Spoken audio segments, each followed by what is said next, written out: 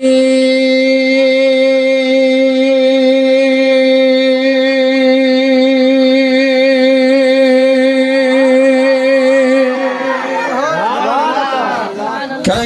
रसूल अल्लाह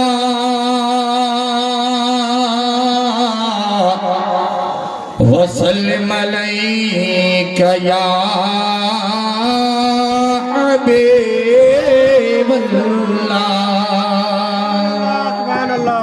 माशाअल्लाह, देखिए घर वाले कुर्सी का इंतजाम कर रहे हैं। थोड़ी सी आप लोग भी अपने नेकियों अपने अमाल में नेकियों का इजाफा कीजिए और सारे आदमी एक मर्तबा पढ़ लें उसूल बरकत के लिए कि सल्लल्लाहु अलैहि या रसूल अल्लाह वसल्लम अलैका या हबीबल्लाह। के सरवर कहूँ के मालिक मौला कहूँ तुझे, बाग़े खलील के ग़ुलज़िबा कहूँ तुझे। सल्लल्लाहु अलैका या रसूल अल्लाह वसल्लम अलैका या हबीबल्लाह। और नाते रसूल की खूबसूरत शेर में पहुंचा रहा हूँ, समाअत फरमाएं। मगर बेदारी अपने अंदर आप पैदा कीजिए, वो माहौल छोड़िए, खुद आप अपने नबी के नाम पे खुद कहने से पहले बोलिए सुभान अल्लाह। कि देखती है देखती है देखती है देखती है उनको ये दुनिया बहुत ही प्यार से, देखती है उनको ये दुनिया बड़े ही प्यार से, दुनिया बहुत ही प्यार से। के देखती है उनको ये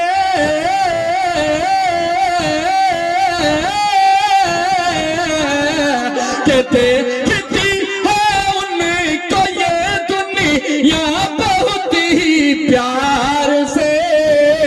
अरे जिनका रिश्ता है जनाबे अहमद मुख्तार से, जिनका रिश्ता है जनाबे अहमद मुख्तार से, जिनका रिश्ता है जनाबे।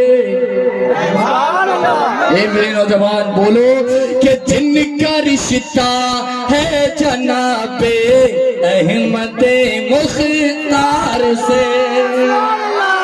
माशाअल्लाह, उलमाए किराम मेंबर नूर पे तशरीफ फरमा है।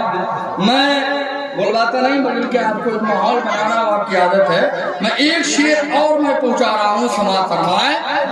ये मेरे नौजवान कि ऐ हवाए जुल्म मेरा पीछा करना छोड़ दे। और बड़ा इंशाअल्लाह। ऐ नौजवानों तैयार हो जाओ कि ऐ हवाए जुल्म मेरा पीछा करना छोड़ दे, ऐ हवाए जुल्म मेरा पीछा करना छोड़ दे।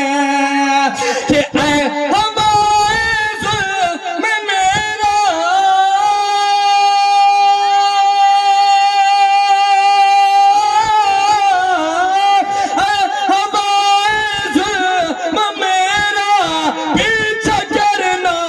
छोड़ दे, और वरना कह दूंगा मैं जाकर अहमद मुख्तार से, वरना कह दूंगा मैं जाकर अहमद मुख्तार, वरना कह दूंगा मैं जाकर अहमद मुख्तार से। शेर मैं और पहुंचा रहा हूँ समाज फरमाए मेरे नौजवानों खूबसूरत शेर कि तेरे घर का बच्चा बच्चा तेरे घर का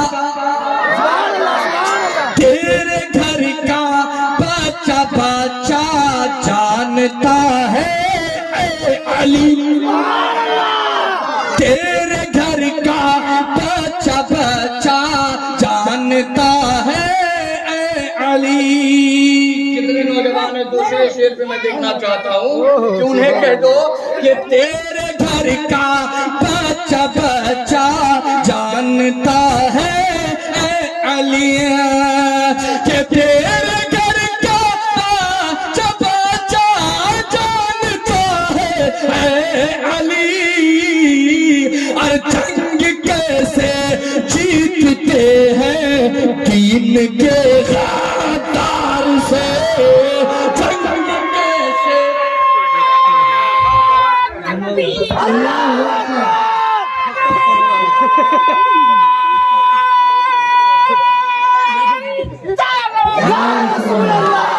कि देखते हैं दुनिया ये देखती है उनको ये दुनिया बहुत ही प्यार से।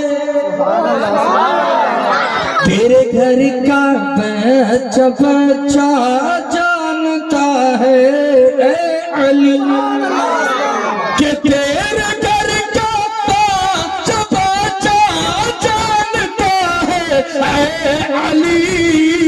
और जंग कैसे जीतते हैं दीन के खातार से जंग कैसे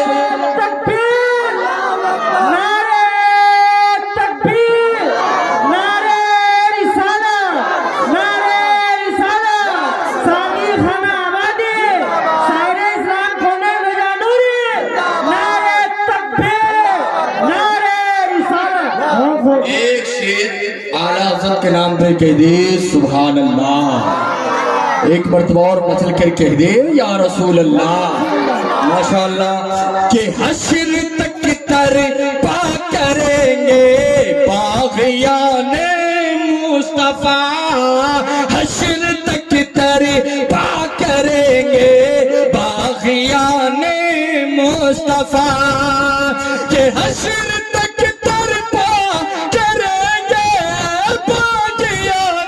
मुस्तफा।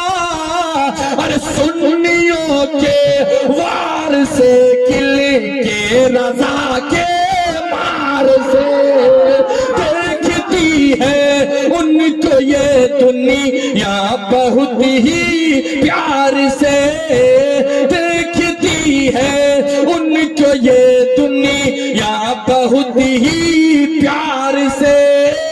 जंग कैसे जीतते हैं दीन के खातार से माशाअल्लाह। एक मरतबा पाक अल्लाह शेर में नाते नबी की खूबसूरत शेर मैं आप तक के पहुंचा रहा हूँ समाअत फरमाए कह दे या रसूल अल्लाह। ये मेरे नौजवानों बोलो यही जगह है बोलने की। बोलो किसी के बाप के नाम पे नहीं बोलो बोले अहमद मुख्तार के नाम पे बोलो दिल से बोलो कि महबूब खुदा महबूब खुदा महबूब खुदा नबियों के सरदार के जैसा महबूब खुदा नबियों के सरदार के जैसा मेरे सरकार के जैसा मेरे सरकार के जैसा मेरे सरकार के जैसा मेरे दिलदार के जैसा मेरे मुख्तार के जैसा है कौन भला अहमद मुख्तार के जैसा मेरे सरकार के जैसा मेरे दिलदार के जैसा मेरे सरकार के जैसा मेरे दिलदार के जैसा। अब शेर सुनिए। अब मैं शेर आप तक के पूछा रहा हूँ समातरमा कि क्या इसमें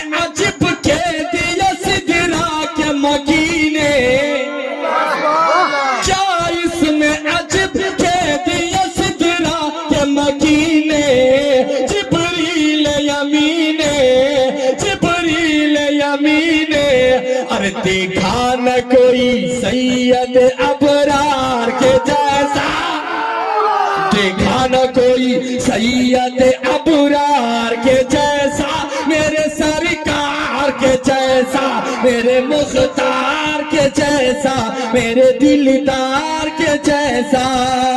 है कौन भला, कौन भला, कौन भला अहमद मुख्तार के जैसा।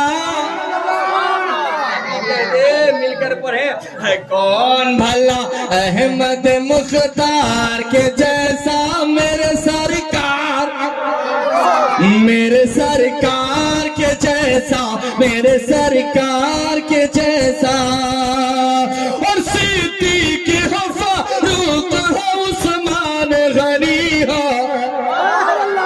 सिद्दीक़ हो, फारूक हो, उस्मान गनी हो, या मौला अली हो, या मौला अली हो। है यार कहाँ दुनिया में इन चार के जैसा, है यार कहाँ दुनिया में इन चार के जैसा, मेरे सरकार के जैसा, मेरे मुख्तार के जैसा, मेरे दिलदार के जैसा, मेरे सरकार के जैसा। है कौन भला, कौन भला, कौन भला अहमद मुख्तार के जैसा। आप भी पढ़ ले, है कौन भला अहमद मुख्तार के जैसा, मेरे सरकार के जैसा, मेरे सरकार के जैसा। और है मौला अली शेर खुदा फातह खैबर, मौला अली शेर खुदा फातह खैबर, इमामों का पैगंबर, इमामों का पैगंबर।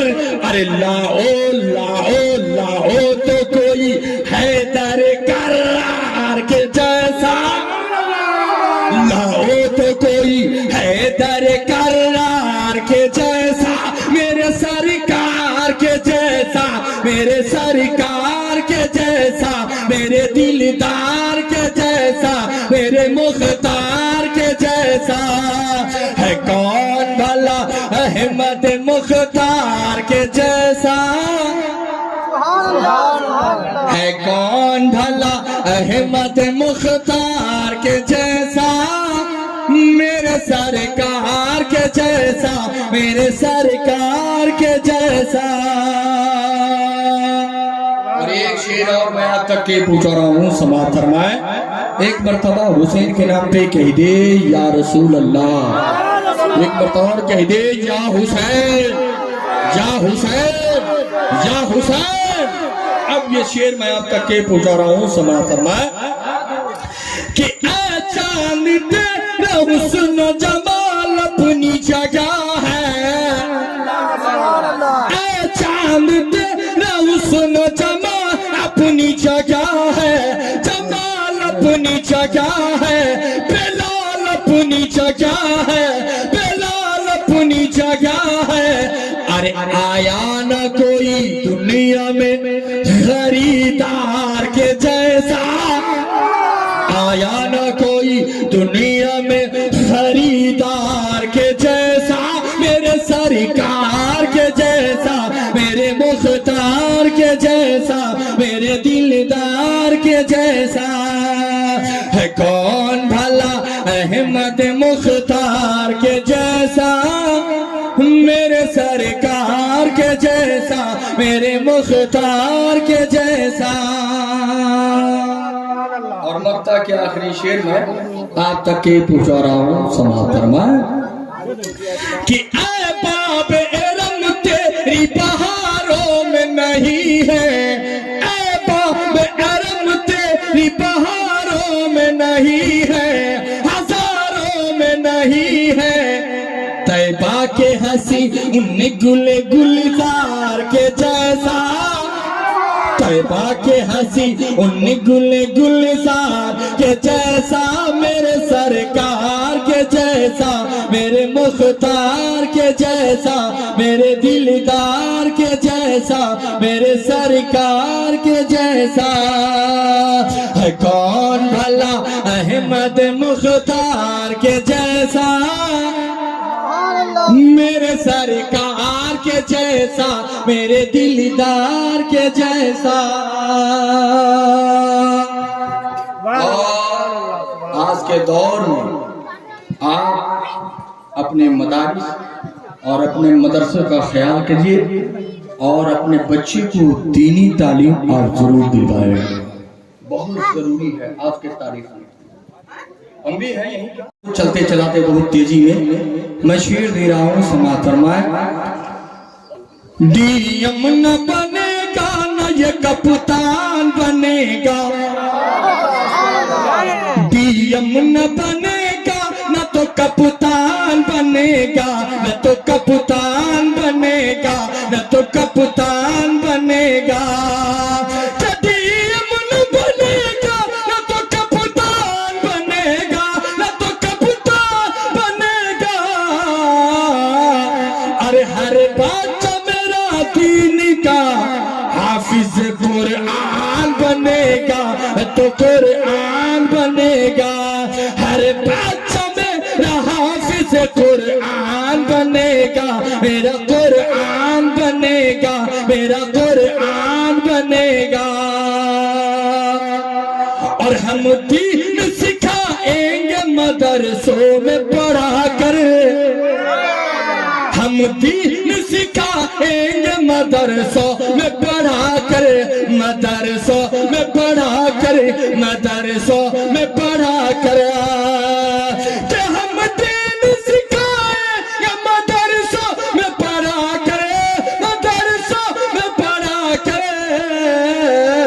अरे बेटा मेरा इस्लाम का पहचान बनेगा, मेरा पहचान बनेगा, मेरा पहचान बनेगा, मेरा पहचान बनेगा। डीएम न बनेगा तो न कप्तान बनेगा, तो कप्तान बनेगा। और एक शेर, आखिरी शेर, कि उस घर में सदा उतरेगी अल्लाह की रहमत, उस घर में सदा उतरेगी अल्लाह की रहमत, अल्लाह की रहमत, अल्लाह की रहमत। क्या उस घर में सदा उतरेगी अल्लाह की रहमत, अल्लाह की रहमत। अरे जिस घर में कोई हाफिज कुरान बनेगा तो कुरान बनेगा, जिस घर में हाफिज कुरान बनेगा। शादी खाना हमारी हमारे तकबीर, वाह। डीएम न बनेगा न ये कप्तान बनेगा, न तो कप्तान बनेगा। खुतबे मसनूना के बाद मैंने जिस आयत करीमा की तिलावत का शरफ हासिल किया, उसके हवाले से चंद बातें पेश करने से पहले हम और आप बड़े ही अदब एहतराम के साथ अपने आका व मौला हुजूर ताजदार मदीना राहत क़ल्ब व सीना अहमद मुज्तबा जनाब मोहम्मद रसूलुल्लाह सल्लल्लाहु तआला अलैहि वसल्लम के मुक़द्दस बारगाह में दुरूद पाक पढ़ लें। अल्लाहुम्मा सल्ली अला सैयदना व शफ़ीना हबीबना तबीबना क़ुलूबना मलजाना मावाना मुहम्मदिन बारिक वसल्लिम सल्लल्लाहु अलैहि सलातम व सलामन अलैका या रसूल अल्लाह, सलातम व सलामन अलैका या हबीब अल्लाह सल्लल्लाहु तआला अलैहि वसल्लम।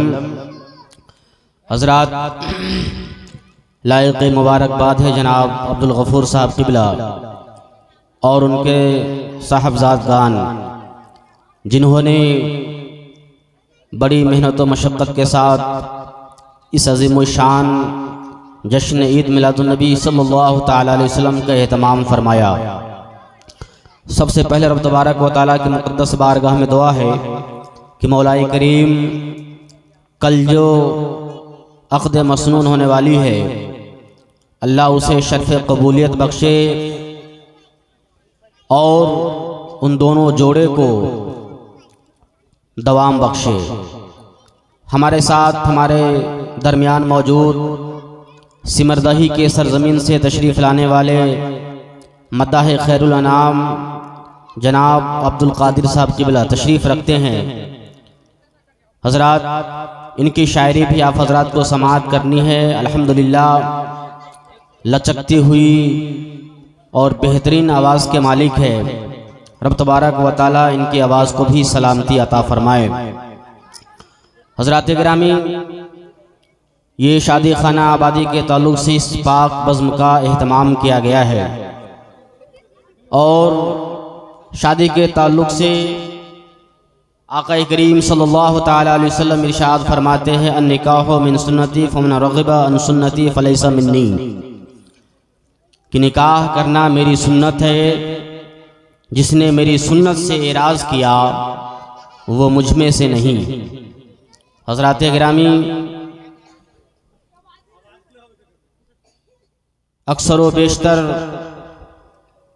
आप उलमाए किराम से और शौराए इज़ाम से इसके ताल्लुक़ से बयानात और कलाम वग़ैरह समाअत फरमाया ही करते होंगे।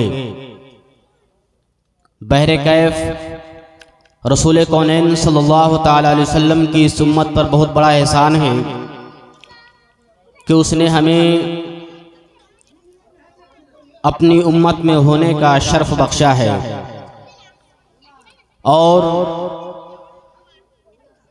जो सुन्नत रसूल पाक सल्लल्लाहु ताला अलैहि वसल्लम है उसे हम और आप बहुस्न खूबी अंजाम देने की मुकम्मल तौर से कोशिश करते हैं। अल्हम्दुलिल्लाह हमारे मोहल्ले के नौजवान सब इकट्ठा हैं और बड़े ही ज़ौक़ व शौक़ के साथ महफ़िल मिलादुन्नबी सल्लल्लाहु ताला अलैहि वसल्लम में तशरीफ़ रखते हैं। अपने जज्बात का, अपने ख़यालात का और ईमानदाराना तरीक़े से अपनी शबाबियत को बरकरार रखते हुए मौका महल के हिसाब से कभी सुबहान अल्लाह, कभी अल्हम्दुलिल्लाह, कभी माशा अल्लाह से दादो तहसीन से नवाजते रहते और नवाजना भी चाहिए, क्योंकि ये महफ़िल मिलादुन्नबी सल्लल्लाहु ताला अलैहि वसल्लम है। हदीस पाक का मफ़हूम ये बताता है कि जहाँ ज़िक्र रसूल होता है खुद खुदा भी करीब होता है। जहाँ ज़िक्र रसूल होता है खुद खुदा भी करीब होता है और उसकी महफ़िल में बैठने वाले आदमी खुश नसीब होते हैं। सुभान अल्लाह, उसकी महफ़िल में बैठने वाले आदमी खुश नसीब होते हैं। और रसूल पाक सल्लल्लाहु ताला अलैहि वसल्लम का एक मफ़हूम है कि जो इंसान महफ़िल मिलादुन्नबी सल्लल्लाहु ताला अलैहि वसल्लम में बैठ करके अगर अपने दिल से अपनी ज़बान को हरकत करते हुए एक बार सुभान अल्लाह कहता है तो रब तबारक व तआला उसके नाम से जन्नत में खजूर का एक पेड़ लगा देता है। सुभान अल्लाह। हज़रात गिरामी, तो महफ़िल मिलादुन्नबी सल्लल्लाहु ताला अलैहि वसल्लम की बरकत है, रहमत है और इंशाअल्लाह इसी बरकत में, इसी रहमत में हम तमामी हज़रात अपने आप को बिल्कुल तरोताज़ा करते हुए बैठे हुए हैं। और अल्हम्दुलिल्लाह हमारी मज़हब का भी यही ऐलान है कि इन्नद्दीन इंदल्लाहिल इस्लाम। तमाम मज़हबों में बेहतरीन दीन, बेहतरीन मज़हब अगर कोई है तो मज़हब इस्लाम है कि नहीं? इसके बारे में शायर क्या कहता है कि ऐ जहाँ वालों यही कुरआन का पैगाम है, ऐ जहाँ वालों यही कुरआन का पैगाम है, कुरआन का पैगाम है, कुरआन का पैगाम है। जहाँ वालों यही कुरआन का पैगाम है कि सबसे अच्छा, सबसे बेहतर मज़हब इस्लाम है। जहाँ वालों यही कुरआन का पैगाम आराम है। आज इस नबी कौनैन सल्लल्लाहु ताला अलैहि वसल्लम की हम सुन्नत मुबारका को जिंदा करने के फिक्र बलीग करते हैं, जिस फिक्र में हम डूब करके उनके महफिल में तशरीफ रखते हैं, वहाँ से क्या पैगाम मिलता है उसे भी समाअत फरमा लें कि आज दुनिया में अगर कर लो नबी के पैरवे, कर लो नबी के पैरवे, कर लो नबी के पैरवे।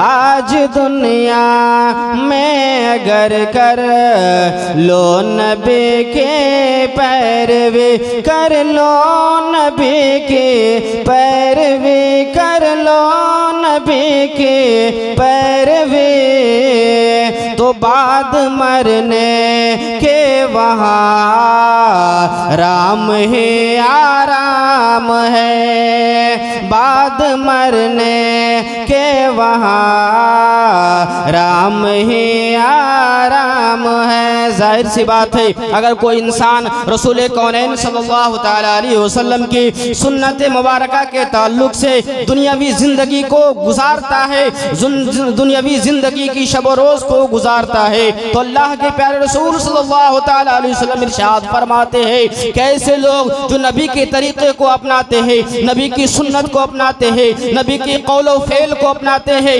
यही लोग मैदान महशर में अपने आप को फख्र और ऊंचा करता हुआ बुलंद पाएंगे। सुभान अल्लाह। हजरत गिरामी, उसी को शायर ने कहा कि आज दुनिया में अगर कर लो नबी के पैरवे, कर लो नबी के पैरवे, तो बाद मरने के वहाँ आराम ही आराम है।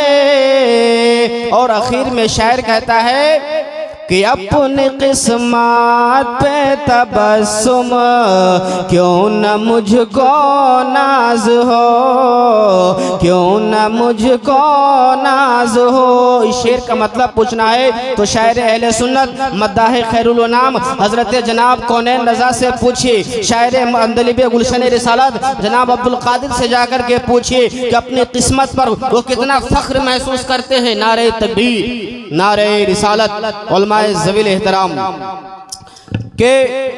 और हमारे दरमियान हमारे हमदर्स साथी भी कह सकते हैं, क्योंकि हम लोग एक ही दारुल उलूम बाज़े अशरफ बरई कुंडा प्रतापगढ़ इलाहाबाद से पढ़े हुए हम लोग हैं।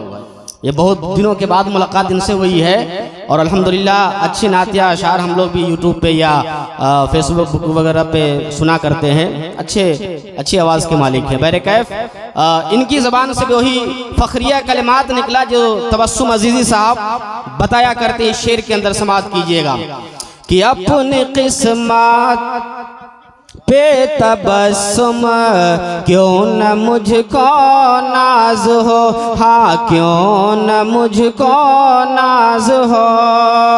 अपनी किस्मत पे तबस्सुम क्यों न मुझको नाज हो, हाँ क्यों न मुझको नाज हो, हाँ क्यों न मुझको नाज हो, हाँ क्यों न मुझको नाज हो। कि नात महबूब खुदा हो, टोप सुबह हो शाम हो। नात महबूब खुदा हो, टोप सुबह हो शाम हो। दुरूद पाक पढ़ लीजिए। अल्लाहुम्मा सल्ली अला सय्यिदिना शफीना मौलाना मुहम्मद बारिक वसल्लम सल्लल्लाहु अलैहि वसल्लम अलैका या रसूल अल्लाह, सलातो व सलामन अलैका या हबीब अल्लाह सल्लल्लाहु तआला अलैहि वसल्लम। मैं चाहता हूँ कि आप हजरात इस बज़्म को इसी तरीके से गरमाए रखिए और अपने हौसले को बुलंदी अता कीजिए, ताकि आने वाले जो दूर दराज से शायर है, उलमा है, उनकी चेहरों की आप ज़ियारत करते रहिए और अपने सवाब में और अपने जो है नेकियों में इजाफा करते रहिएगा। इन उलमाए किराम की चेहरों की ज़ियारत करना यकीनन बाइसे नेकी का जरिया बना करती है हमेशा। इसलिए इनकी चेहरों के दीदार करते रहे और आप आने वाले खुतबा और शोरा को मुकम्मल तौर से समाअत करने की कोशिश करें। हज़रात गिरामी, बड़ी तेज़ी के साथ मैंने कुरान मुक़द्दसा के बड़ी ही मशहूर और मारूफ आयत करीमा पढ़ी, जिसमें रब्बे कायनात ने इरशाद फरमाया है और रिजालो कव्वामूना अलन निसा, कि बेशक जो है अल्लाह तबारक व ताला ने मर्दों को हाकिम अता फरमाया है, हाकिम बनाया है। हज़रात गिरामी, तो ये शादी की महफिल है और शादी यकीनी तौर पर हम लोग सुन्नत मुबारका की रस्म की अदायगी के एतबार से क्या करते हैं, हम शादी से पहले कहीं पे महफिल मिलादुन नबी का एहतमाम करते हैं, कहीं पे फातिहा खानी का एहतमाम करते हैं, कभी पर कुरान खानी का एहतमाम करते हैं, कहीं जिक्र दुरूद का एहतमाम करते हैं। और ये सब क्यों करते हैं, उसकी वजह जानते हैं। उसकी वजह सिर्फ और सिर्फ इतनी है ताकि जिस शादी को हम सुन्नत मुबारका के ताल्लुक से उसको जिंदा करने की कोशिशें कर रहे हैं, तो उस शादी में अल्लाह तबारक व तआला इसी मिलादुन नबी के सदक़े में या फातिहा खानी के सदक़े में या कुरान खानी या जिक्र दुरूद की महफिल के सदक़े में अल्लाह ताला हमारी शादी को कामयाबी की मंजिल की तरफ रवा दवा कर दे और उन दोनों जोड़े को जो है मुकम्मल तौर पर जो है सेहत व तंदुरुस्ती के साथ सलामती वाली जिंदगी अता फरमा दे।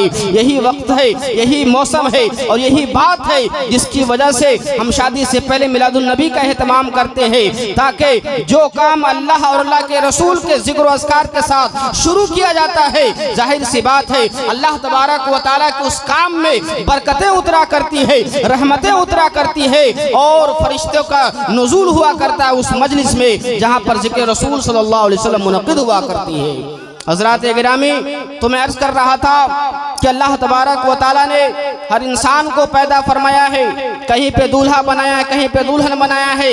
हर एक की शादी होनी है, आज न कल तो शादी होनी ही है और होती ही रहती है और होती ही रहेगी इंशाअल्लाहुल अज़ीज़। हज़रत आदम अला नबीना से लेकर के जितने भी पैगम्बरान इस्लाम तशरीफ़ लाए, जितने भी सहाबाए किराम तशरीफ़ लाए, जितने भी ताबईन तशरीफ़ लाए, जितने भी तबे ताबईन तशरीफ़ लाए, तमाम लोगों ने नबी कौनैन सल्लल्लाहु अलैहि वसल्लम की मुबारक सुन्नत को जिंदा रखते हुए तमाम लोगों में बात आम फरमाई कि लोगों, नबी कौनैन सल्लल्लाहु अलैहि वसल्लम ने शादी की हसीन सुन्नतों को अपना करके हमें ये पैगाम दिया है, हमें ये तोहफा दिया है कि अगर हम नबी कौनैन सल्लल्लाहु अलैहि वसल्लम की उस सुन्नत मुबारका को याद नहीं रखेंगे, उस सुन्नत रसूल कौनैन सल्लल्लाहु अलैहि वसल्लम को मुकम्मल तौर पर अमल में नहीं लाएंगे, तो जाहिर सी बात है हमारी दुनियावी जिंदगी तबाह बर्बाद हो जाएगी, हमारी उखरवी जिंदगी भी तबाह बर्बाद हो जाएगी।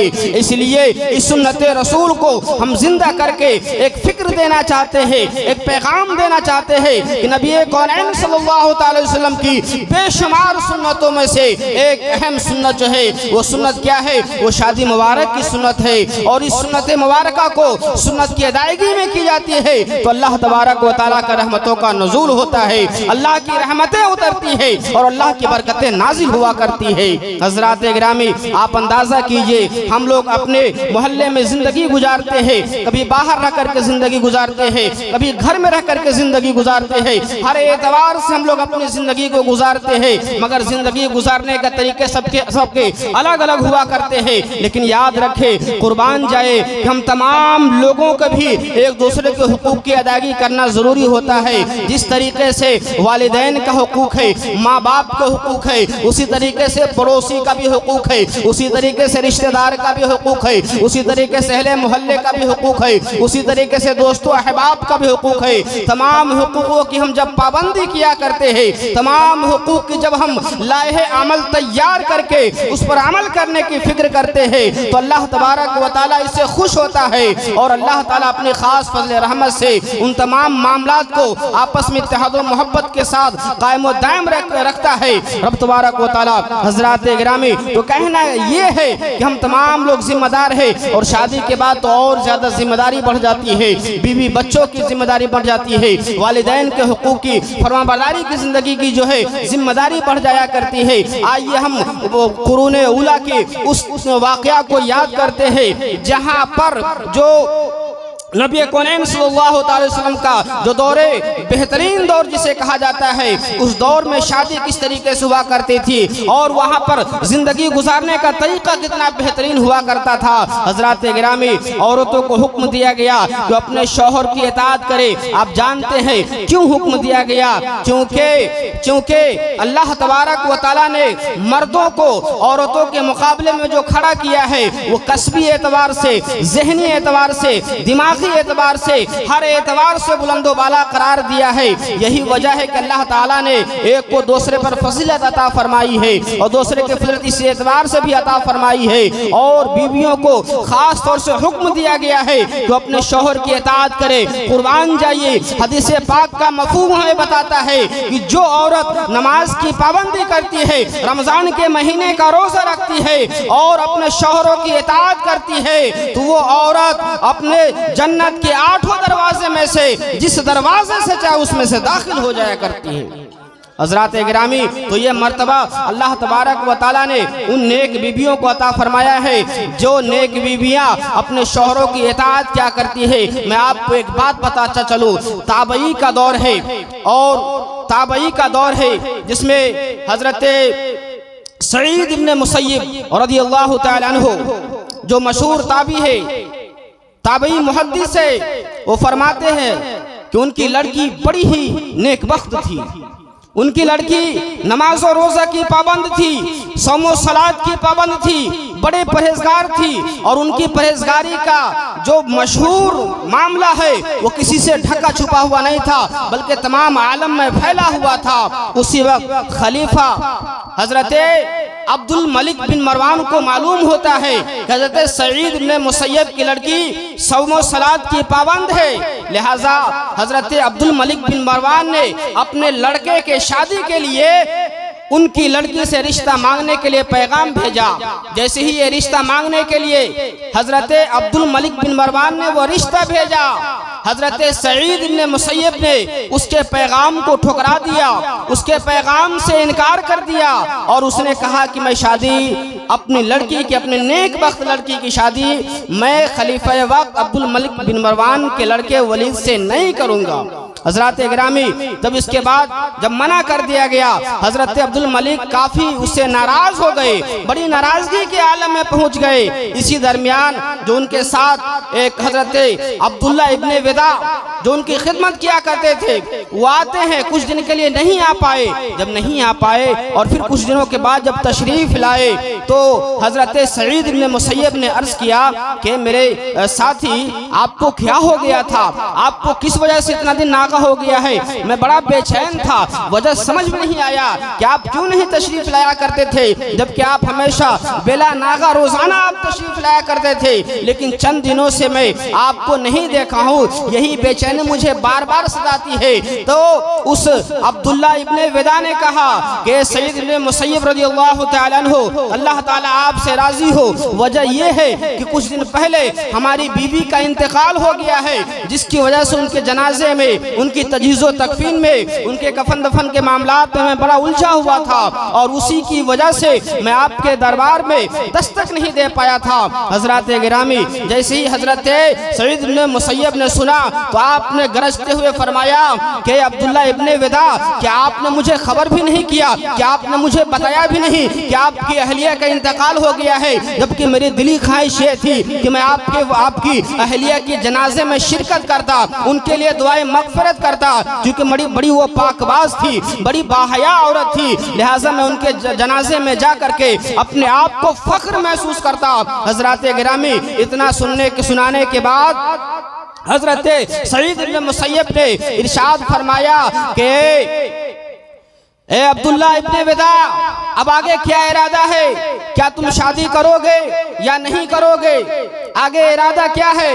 हजरत अब्दुल्ला इब्ने विदा ने कहा कि सईद इब्ने मुसय्यब रज़ियल्लाहु ताला अन्हु, मैं गरीब हूँ, मैं मुफलिस हूँ, मैं कमज़ोर हूँ, मेरे पास इतनी ताकत नहीं, मेरे पास इतने रुपये नहीं, मेरे पास इतने मालो दौलत नहीं कि मैं शादी के अंजाम को पहुँचा सकूँ, मैं शादी करके अपने बीवी बच्चों का खर्च कर सकूँ, इसलिए मेरी ताकत नहीं है शादी करने की। मैं उनकी शादी के जो मामलात होते हैं मैं उसे हक़ महल भी अदा करने की ताकत नहीं रखता हूँ। हज़रात गिरामी कुर्बान जाइए हज़रत सईद इब्ने मुसय्यब रज़ियल्लाहु ताला अन्हु की ज़ाते वाला शख्सियत पर हज़रत सईद इब्ने मुसय्यब ने इरशाद फरमाया कि अब्दुल्ला इब्ने वदा, मुझे पता है तुम गरीब हो, मुझे पता है तुम मुफलिस हो, मुझे पता है तुम नादार हो, तुम्हारा कोई नहीं है, कोई दोस्तों अहबाब नहीं है, कोई करीबी रिश्तेदार भी नहीं है, इसलिए मेरी नज़र में तुम सबसे ज़्यादा ज़ुहद व वरा का पैकर हो, मेरी नज़र में तुम सबसे ज़्यादा इल्म व अमल में बाकमाल रखते हो, मेरी नज़र में तुम जो है ताकत रखते हो, मेरी नज़र में तुम ही इस लायक हो कि मैं अपनी नेक लड़की की रिश्ते की बात मैं तुझसे करता हूँ, इसलिए तू मेरी लड़की को अपने रिश्ते के लिए कबूल फरमा ले, तू मेरी लड़की को अपनी बीवी बना ले। हज़रात गिरामी जब इतनी बात हज़रत अब्दुल्ला इब्ने वदा सुनते हैं उनके पैरों तले ज़मीन खिसक जाती है, वो सोचने पर मजबूर हो जाते हैं, या अल्लाह ये कैसे हो सकता है, एक इतने बड़े ताबई की बेटी है, वो इतनी पाकबाज है, वो इतनी नमाज और रोज़ा की पाबंद है, वो समो सलात की पाबंद है, मैं कैसे इतनी बेहतरीन और वफा शिआर को कैसे संभाल सकता हूँ। हज़रात गिरामी मगर याद रखिए हज़रत सईद इब्ने मुसय्यब ने कहा कि यकीनन आप नेक बख्त है, आप ज़ुहद व वरा के पैकर है, इसलिए मेरी लड़की भी नेक बख्त है, मेरी लड़की भी समो सलात की पाबंद है, और मेरे लिए आप जैसे गरीब और मुफलिस से बढ़ करके कोई रिश्ता मतलूब नहीं है। हज़रात गिरामी इसी बात को उठाते हुए हज़रत सईद इब्ने मुसय्यब ने अपने उस समो सलात की पाबंदी वाली लड़की का निकाह हज़रत अब्दुल्ला इब्ने वदा से कर देते हैं। हज़रत अब्दुल्ला इब्ने वदा से करने के बाद उनको अपने घर का तमाम अखराजात भी हज़रत सईद इब्ने मुसय्यब देते हैं और कहते हैं कि शादी के मामलात में अमीरी नहीं देखी जाती है, शादी के मामलात में मुफलिसी नहीं देखी जाती है, शादी के मामलात में घर और बैंक बैलेंस नहीं देखा जाता है, शादी के मामलात में ये सब कुछ नहीं देखा जाता है, बल्कि शादी के मामलात में अगर वो कुछ देखा जाता है तो वो देखने वाली चीज़ क्या, वो दीनदारी है। सुभान अल्लाह, वो दीनदारी देखी जाती है। इसीलिए अल्लाह के रसूल सल्लल्लाहु अलैहि वसल्लम ने ये एक बार नहीं, ये दो बार नहीं, बल्कि अपने बार बार ये इरशाद फरमाया है कि जब भी तुम किसी लड़की से शादी करने का इरादा रखो, शादी करने का जब ख्याल आए, तो ऐसे वक्त में अगर वो दौलतमंद है या जो कुछ भी है, मगर उन तमाम चीज़ों में अगर उसके अंदर दीनदारी है तो तुम दीनदारी को फोकत देना, तुम दीनदारी को तस्लीम कर लेना। जब तुम्हारे अंदर दीनदार बीवी, दीनदार औरतें तुम्हारे घरों में आएंगी तो यकीनी सी बात है कि उनके जो औलाद होंगे वो भी अपने औलाद को दीनदार बनाने की फिक्र किया करेंगे।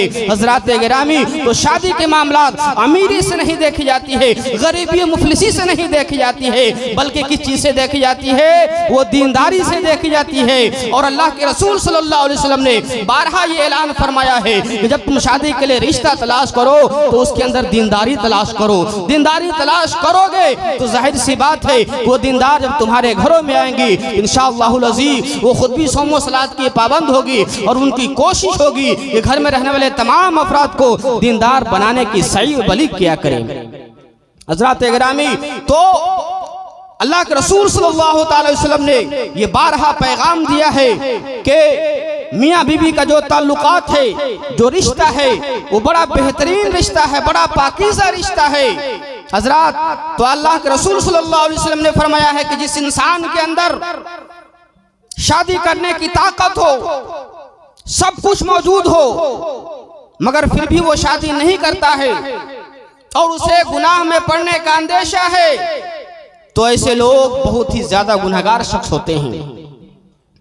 और जो शादी का इरादा रखते हैं मगर फिर भी वो सब्र करते हैं, रोजा रख करके अपने नफ्स को कंट्रोल करते हैं, उसके लिए बड़ी खुशखबरी अल्लाह के रसूल सल्लल्लाहु अलैहि वसल्लम ने भी इरशाद फरमाया है। हज़रात गिरामी तो मामलात ऐसा है कि शादी ये अटूट रिश्ता है। शादी का जो मामलात है वो बहुत ही अटल कानून और मुस्तहकम फैसला है कि औरतों को अपने शौहर के ताल्लुक से फर्माबरदार होना चाहिए, इताअत गुजार होना चाहिए। और जो औरतें अपने शौहरों के फर्माबरदार हुआ करती है, यकीनी तौर पर वो अपने शौहरों के लिए काबिल फख्र समझी जाती हैं। हज़रात गिरामी, आज हम जब सोशल मीडिया के जरिए से जब हम लोग पेपर को देखते हैं, न्यूज उठा करके जब पढ़ते हैं, तो अक्सर व बेशतर जो एक सर्वे होता है कि सारे लोगों का सर्वे कराया जाता है, तो एक सर्वे की रिपोर्ट इस बात को बताती है कि आज दुनिया में कितने % लोग पागल खाने में बैठे हुए हैं, कितने लोग पागल खाने में बैठे हुए हैं। उनमें से जब तहकीक कराई जाती है, रिपोर्टिंग होती है, तो बताया जाता है कि उनमें से 14% मर्द हजरात पागल खाने में नजर आते हैं और 5 से 10% ही औरतें पागल हुआ करती है। तो जो रिपोर्ट तैयार करते हैं, जो इसकी तहकीक करते हैं, उन्होंने इस बात को अंदाजा लगाया, तखमीना लगाया, पता लगाया, रिसर्च किया, तो उसे समझ में आया कि जो मर्द हजरात जो जेलों में पड़े हुए हैं, वो जो 14% लोग जेल में है, वो किसी और वजह से नहीं है, बल्कि अपने बदचलन बीबियों के डिप्रेशन का शिकार होकर के वो जेल के अंदर आज सड़ रहे हैं। हज़रात गिरामी, तो आए दिन लड़ाई झगड़े, जो औरतें अपने शौहरों को बात बात पर ताना दे करके उन्हें जलील करने की कोशिशें करती है। हज़रात गिरामी, जब इसी मर्द का मिजाज बिगड़ता है और इसी का जो मामलात हद से ज्यादा बढ़ जाता है, तो वो तो मार नहीं सकता है, वो गाली गलौज नहीं कर सकता है, तो क्या होता है, डिप्रेशन का शिकार हो जाता है, ज़हनी तवाज़ुन खो देता है, जिसकी वजह से क्या होता है, वो पागल हो जाता है। इसलिए 14% लोग जेल के अंदर जो हजरात शादीशुदा है वो आज पड़े हुए हैं। इसलिए हमें चाहिए कि इस माहौल को बदले, मिल्लत और मोहब्बत के साथ अपनी जिंदगी को गुजारे और अल्लाह के रसूल सल्लल्लाहु अलैहि वसल्लम ने जो हमें इताअत और फरमाबरदारी का हुक्म दिया है उस पर अमल करने की भी कोशिशें की जाए। आपको मैं एक ज़माने रसूल सल्लल्लाहु अलैहि वसल्लम का मुख्तसर बयान सुना करके अपनी जगह लेना चाहता हूँ। अल्लाह के प्यारे रसूल सल्लल्लाहु अलैहि वसल्लम का दौर है, सहाबाए किराम का दौर है। एक शख्स जिहाद के लिए मैदान जिहाद में निकलता है, निकलने के बाद अपनी बीवी से ये अर्ज करता है कि मेरी रफीक़े हयात, शफीक़े मोहतरम, मैं जिहाद पर जा रहा हूँ, जब तक मैं जिहाद से वापस ना आ जाऊं, जब तक मैं जंग से वापस ना आ जाऊं, तुम घरों के पर्दों के अंदर आना, घर से कदम बाहर मत निकालना, घर से बाहर मत जाना। हजरात गिराम, इतनी बात सुन करके वो मुजाहिद चला जाता है, सफर जंग पर चला जाता है, जिहाद के लिए चला जाता है। घर में बीवी अकेली है, उनके वालिद बीमार हो जाते हैं। जब बीमार होते हैं, गहमा गहमी शुरू होती है, तो औरत का मामला है, उनसे कैसे बर्दाश्त हो सके।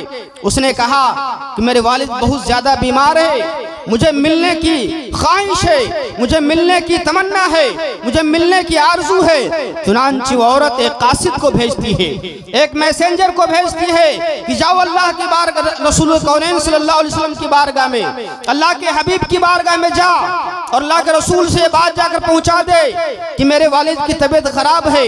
दूसरी तरफ मेरे शौहर का यह हुक्म है कि जब तक मैं जिहाद से वापस ना आ जाऊं, तुम अपने घरों को छोड़कर बाहर कदम मत निकालना। मैं करूं तो क्या करूं, सशो पंज में पड़ा हुआ हूं। जाओ अल्लाह के रसूल सल्लल्लाहु अलैहि वसल्लम अगर इस मामले का कोई हल बताते हैं तो फौरन आकर मुझे बताओ। चुनांचे वक़ास रसूल कौनैन सल्लल्लाहु अलैहि वसल्लम की बारगाह में पहुंचते हैं। पहुंचने के बाद मन्नुआन जितनी बातें उन्होंने बताई, सारी बातें अल्लाह के रसूल की बारगाह में वो कासिद भेज देता है, पहुंचा देता है। पहुंचाने के बाद आका करीम सल्लल्लाहु अलैहि वसल्लम ने इरशाद फरमाया, अच्छा बता मामला क्या है। उन्होंने सारी बात बताई तो अल्लाह के रसूल ने फरमाया कि जा और उस औरत से मेरा सलाम कहना और उसे कहना कि जो तुम्हारे शौहर ने हुक्म दिया है अपने शौहर के हुक्म की इताअत करे। कहते सुभान अल्लाह। अपने शौहर के हुक्म की इताअत करे।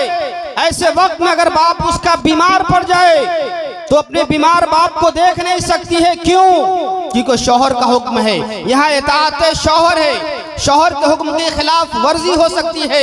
इसलिए जाकर कह दो कि अभी वो सब्र करे और अपने शौहर के हुक्म का इंतजार करे। जब तक उसका शौहर आ नहीं जाता है तब तक ये अपने घर से कदम को बाहर नहीं निकाल सकती है। इसके बाद फिर बीत गया, दिन गुजर रहा है, पता चला कि उसके वालिद हालत नज़म में है, मरने के करीब है।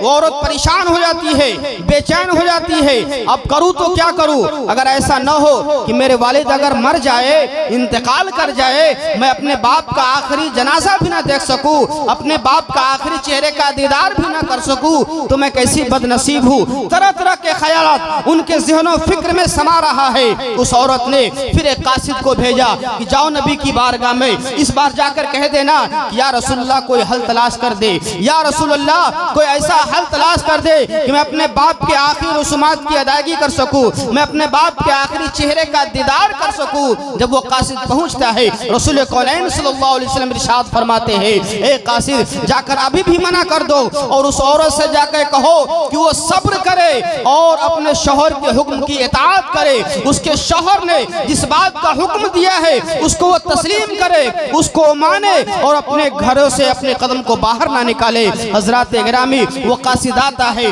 औरत को पैगाम सुना देता है, फिर चला जाता है। पता चलता है चंद ही दिन गुजरता है कि उसके वालिद इंतकाल कर जाते हैं, उसके बाप की मौत हो जाती है। मौत जब हो जाती है तो बेटी है, बेटी की ममता तड़प जाती है। आप अंदाजा कीजिए, इस दुनिया में हम लोग अपनी जिंदगी को गुजारते हैं, आप अंदाजा करते होइएगा या अंदाजा करते रहते हैं, या अंदाजा होता रहता है कि औलाद के ताल्लुक से जितनी मोहब्बत एक बेटी अपने बाप के साथ कर सकती है, उतनी मोहब्बत कोई बेटा अपने बाप के साथ नहीं कर सकता है।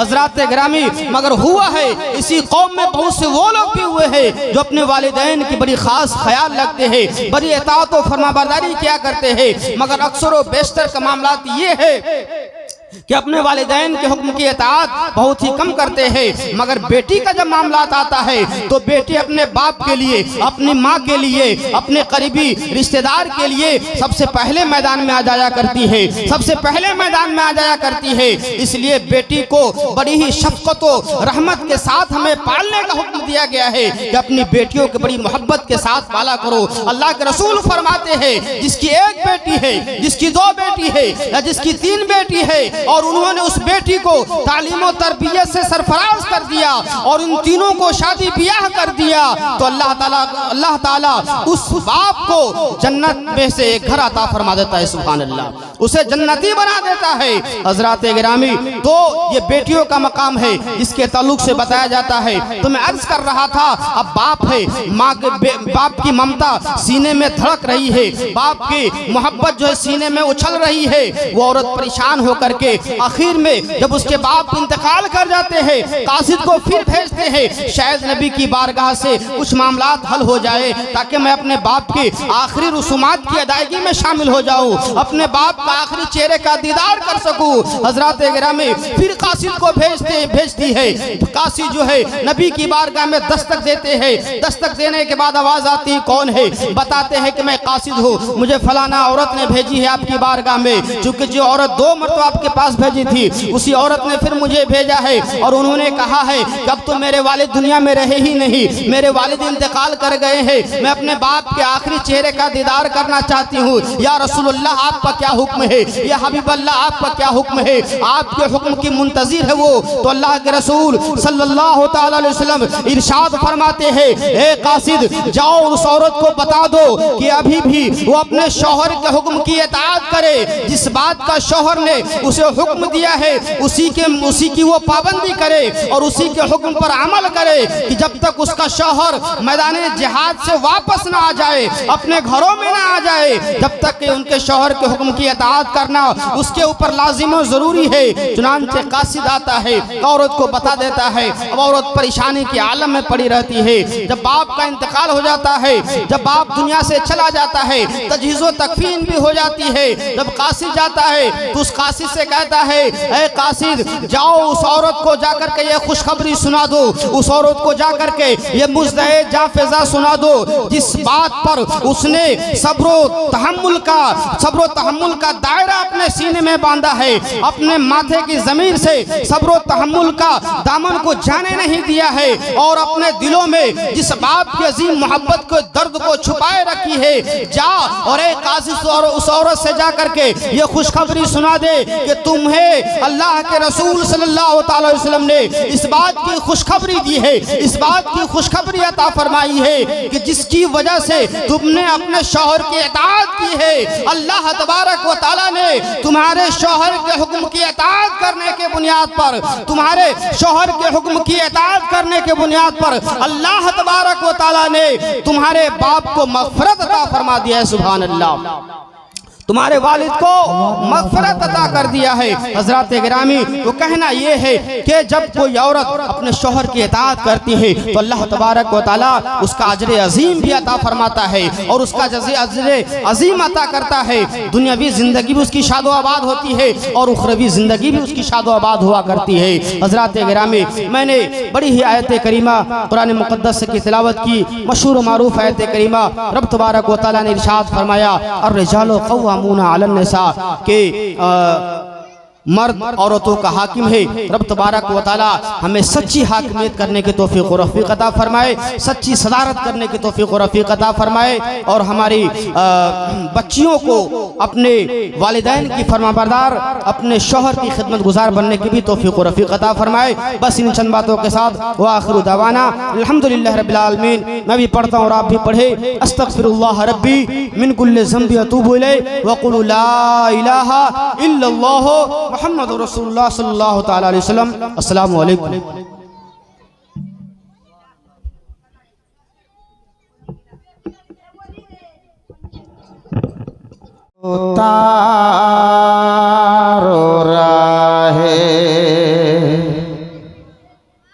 बस आप लोग बेदार रहेंगे तो मैं समझूंगा कि मेरा पढ़ना कामयाब हो गया।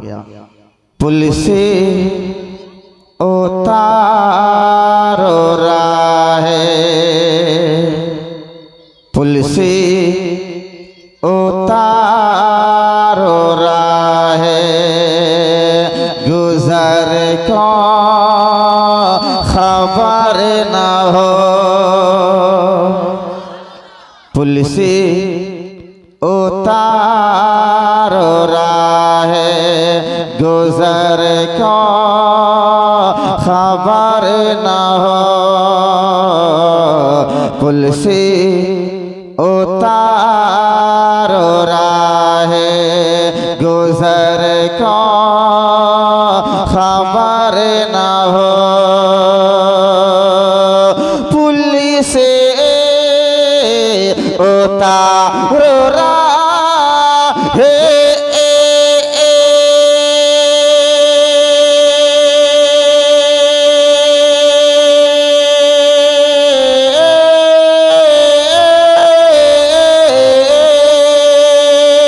पुलिस उतारो राहे, गुजर को खबर न हो। जिब्रील पर बिछाए, जिब्रील पर बिछाए तो पर को खबर न हो।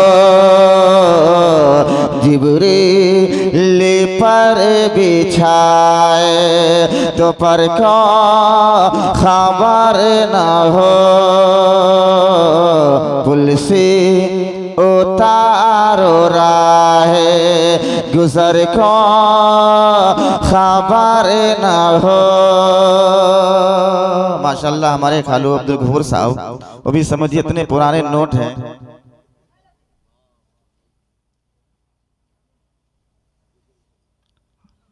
अशफाक साहब समझिए वो क्यों आएंगे, दुल्हा है शायद ना।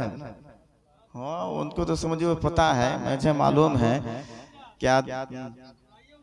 हाँ, वो तो सोच रहे होंगे कि कल के बाद समझिए हम तो परेशान रहेंगे ही, लिहाजा आज रात भर आराम कर लें, क्योंकि शादी जब तक नहीं हुई रहती है कि नहीं, बिल्कुल खुला है और पता नहीं वह कहाँ जाकर सोया है कि समझिए कहाँ है नहीं है। हाँ देखिए है, इंशाल्लाह मैं कलाम सुनाऊंगा, आप सिर्फ सुने, मक्ता पहुंचा रहा हूँ, उसके बाद जो कलाम है और शादी के महफिल से महफिल पाक जो मनाई रचाई सजाई गई है मैं इंशाल्लाह पहुंचाऊंगा।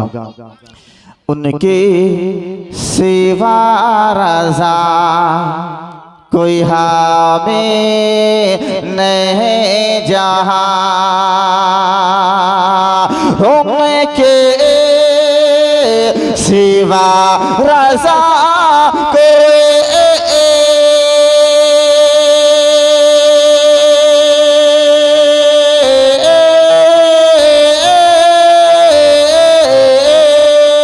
उनके सिवा रज़ा कोई हामी नहीं जहाँ, गुजरा करे पिसरे पी, गुजरा करे पिसर पे दर को खबर न हो, गुजरा करे पिसर पे दर को खबर न हो, पुल से उतारो राहे गुजर को खबर न हो। हज़रात, ये माहौल जो पुरफतन दौर चल रहा है, हम अपनी नस्लों को संवारें और अपने आप को समझें। कसम खुदा की मुसलमानों के ऊपर समझिए, चाहे हिंदुस्तान हो या नेपाल, आप भी जानते हैं, मैं इशारा कर देता हूँ, मैं एक शेर पढ़ता हूँ, लेकिन देखिए मेरे भाई, मजहब इस्लाम न कभी दबा है न दबेगा। बंद मला इज़्ज़त करे, सारा मजमा एक बार के साथ बोल दो सुभान अल्लाह। इस्लाम का चराग, आप लोग सिर्फ बोले और आप समझिए मैं पढ़ने जा रहा हूँ, इंशाल्लाह जितनी ही देर आप सुनेंगे दिल जमी के साथ आप समाप्त करें। सारा मजमा एक बार और जी लगाकर बोल दे या रसूल अल्लाह, एक बार और जी लगाकर बोल दे या रसूल अल्लाह। झंडा रहेगा गिराया न जाएगा, झंडा रहेगा गिराया न जाएगा, झंडा रहेगा गिराया न जाएगा, झंडा रहेगा गिराया। मेरे साथ पढ़े बच्चे हैं, अब पढ़ेंगे अच्छा लगेगा इंशाल्लाह।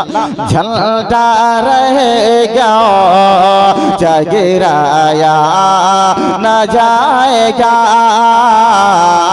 झंडा रहेगा गिराया न जाएगा,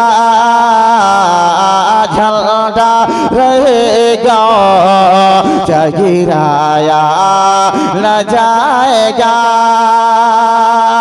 झंडा रहेगा गिराया न जाएगा, झंडा रहेगा गिराया न जाएगा। इस्लाम इस्लाम इस्लाम का चराग बुझाया न जाएगा, इस्लाम का चराग बुझाया न जाएगा, इस्लाम का चराग बुझाया न जाएगा, इस्लाम का चराग बुझाया न जाएगा। और देखिए हज़रात, हम हुसैनी हैं, मैं एक शेर पढ़ने जा रहा हूँ, जो भी सच्चे हुसैनी होंगे शेर पे खामोश नहीं बैठेंगे। मोहब्बतों के साथ इस्लाम का चराग इस्लाम का चराग, इस्लाम का चराग बुझाया न जाएगा, नेज़ पे भी हुसैन का औचार रहेगा सर। जरा आप लोग बोले, नेज़ पे भी हुसैन का औचार रहेगा सर। नेज़ नेज़ नेज़ नेज़ पे भी हुसैन का औचार रहेगा सर। नेज़ पे भी हुसैन का औचार रहेगा सर। ये सर ये सर ये सर यज़ीदिया से झुकाया न जाएगा। अल्लाहु अकबर।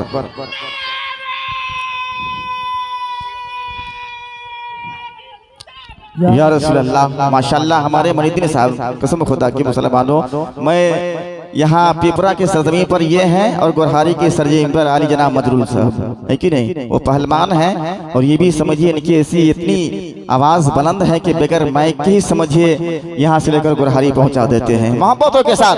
इस्लाम का चराग, इस्लाम का चराग बुझाया न जाएगा, इस्लाम का चराग बुझाया न जाएगा, इस्लाम का चराग बुझाया न जाएगा। नेज़ पे भी हुसैन का औचार रहेगा सर। नेज़ नेज़ नेज़ पे भी हुसैन का औचार रहेगा सर। नेज़ पे भी हुसैन का औचार रहेगा सर। ये सर यज़ीदिया से झुकाया न जाएगा, ये सर यज़ीदिया से झुकाया न जाएगा। इस्लाम का चराग, आप लोग बोले कुछ, बुझाया न जाएगा। इस्लाम का चराग बुझाया न जाएगा। माशाल्लाह हमारे खालू अब्दुल गफूर साहब के बेटे की शादी है और ये तो बड़ी खुश है, क्योंकि बेटे की जिनकी शादी होती है तो खुश रहते हैं कि नहीं हमारे साहब। बेटी की शादी में कुछ परेशानियां रहती है, लेकिन बेटे की शादी में लड़का भी खुश है, लड़के के बाप भी खुश, बाप भी खुश, सब खुश रहते हैं। खुशी के माहौल में होनी भी चाहिए। मैं शेर पहुंचा रहा हूँ। इस्लाम का चराग, इस्लाम का चराग बुझाया न जाएगा, इस्लाम का चराग बुझाया न जाएगा। और देखिए रात जो भी इंसान इसके रसूल अपने सीने में लेकर मर गया तो मैं दावे के साथ कह सकता हूँ कि न उसे कब्र में अजाब होगी और कल मैदाने महशर में उसका ठिकाना जन्नत होगा। उलमा है, आप पूछ सकते हैं मोहब्बतों के साथ। इस्लाम का चराग, इस्लाम का चराग बुझाया न जाएगा, इश्क़ रसूल सीने में लेकर जो मर गया, इश्क़ रसूल सीने में लेकर जो मर गया, इश्क़ रसूल सीने में लेकर जो मर गया, इश्क़ रसूल सीने में लेकर जो मर गया दोज़ख की आग में वो जलाया न जाएगा, दोज़ख की आग में वो जलाया न जाएगा। इस्लाम का चराग, इस्लाम का चराग बुझाया न जाएगा, झंडा रहेगा जा गिराया न जाएगा। और देखिए रात आप भी जानते हैं कि करबला का वाकया क्या है। जब मुहर्रम हराम का महीना शुरू होता है तो एक से लेकर आखिर तक आप उलमाए अहले सुन्नत से समाअत करते रहते हैं। मैं हुसैनियों के हवाले एक शेर पहुंचा रहा हूँ, मौलाए ज़करे।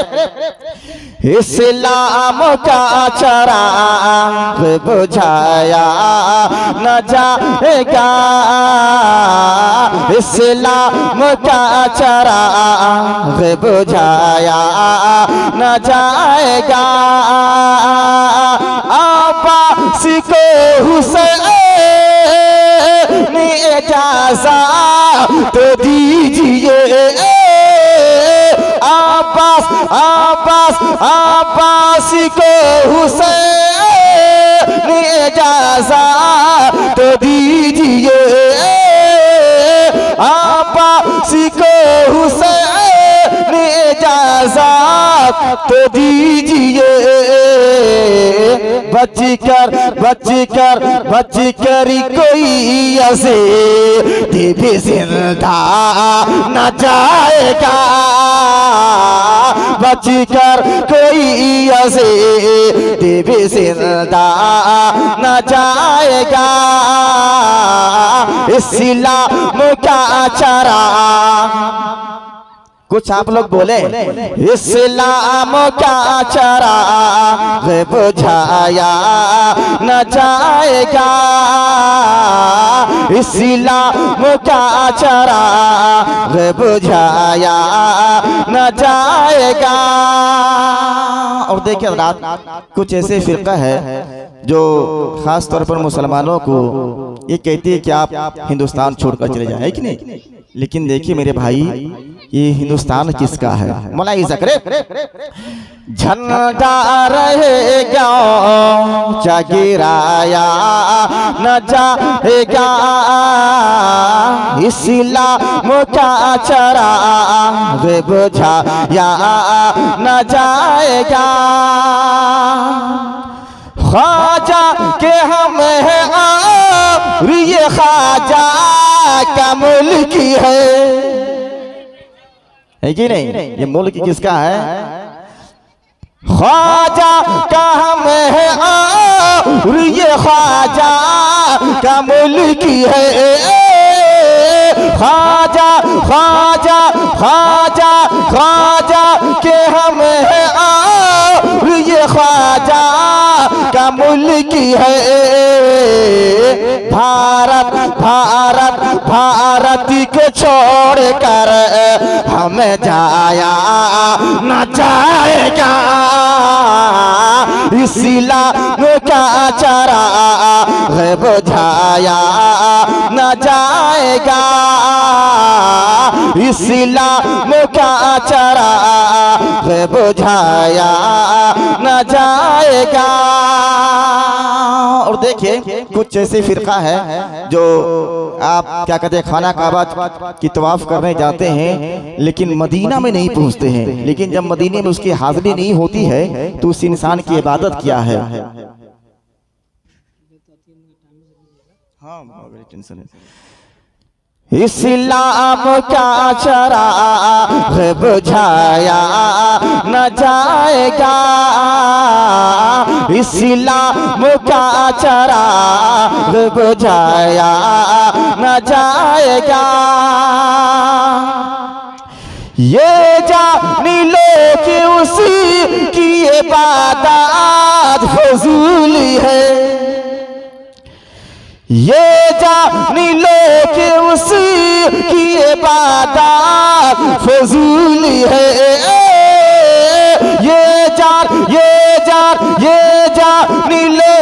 उसकी इबादत फजूल है। जो माँ क्या जाके शहर मदीना न जाएगा, जो माँ क्या जाके शहर मदीना न जाएगा,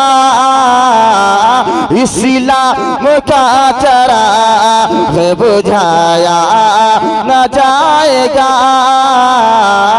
इस्लाम का चराग बुझाया न जाएगा,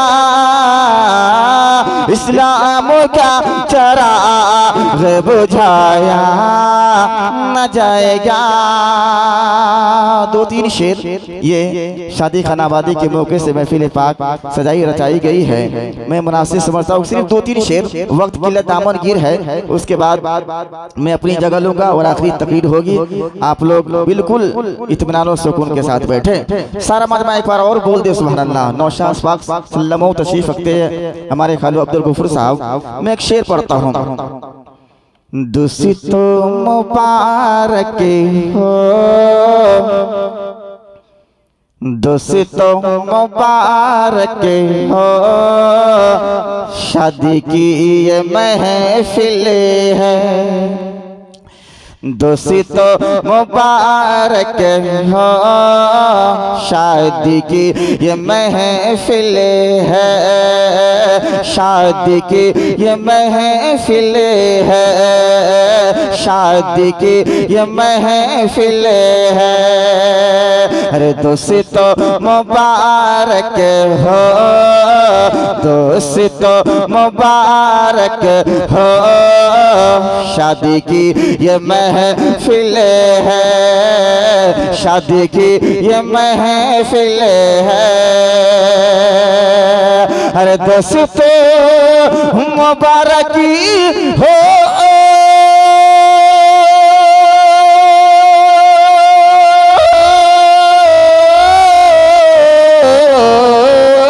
दोस्तों मुबारकी हो, शादी की ये महफिल है। सर पे प्यार, सर पे प्यार, सर पे प्यार दूल्हा का, सर पे प्यारे दूल्हा का सेहरा बंधने वाला है। अरे सर पे प्यारे दूल्हा का सेहरा बंधने वाला है, सेहरा बंधने वाला है। और देखिए रात ये शादी की जो है महफिल पाक है, इनकी नगमगी को सुनकर इनके वालिद मोहतरमा, इनके वालिद मोहतरम अली जनाब अब्दुल गफूर साहब और इनके ख़ैशो अक़ारीब क्या कह रहे हैं मौलाई ज़िक्र। सुन के नग़मे शादी झूम उठे हैं घर वाले, ये सारे इनके चचा वगैरह सब भी सुन के नग़मे शादी झूम उठे हैं घर वाले, झूम उठे हैं घर वाले, झूम उठे हैं घर वाले, झूम उठे हैं घर वाले। सुन के नग़मे शादी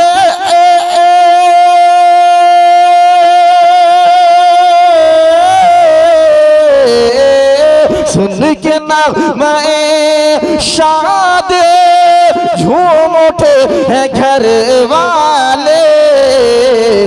गोया सब, अरे गोया सब, गोया सब अजीजों पर ये भी फजल मौला है। गोया सब अजीजों पर ये भी फजल मौला है। और इनके बड़े भाई के हवाले से आखिर शेर पहुंचा रहा हूं। क्यों ना आए भाई को प्यारे सारी बहनों पर क्यों ना आए भाई को, प्यारे सारी बहनों पर क्यों ना आए भाई को, प्यारे सारी बहनों पर क्यों ना आए भाई को, प्यारी सारी बहनों पर नाम अशफाक साहब है, अरे दुल्हा बनने वाला है, तो से तो मुबारक हो शादी की ये महफिल है। और मक्ता देखिए, जितना खूबसूरत दुल्हा है उतनी ही खूबसूरत दुल्हनी भी है। मैं शेर पहुंचा रहा हूँ, आखिर शेर सुन के नग़्मे शादी गूंज उठी है सहनाई, सुन के नग़्मे शादी गूंज उठी है सहनाई, सुन के नग़्मे शादी गूंज उठी है सहनाई, सुन के नग़्मे शादी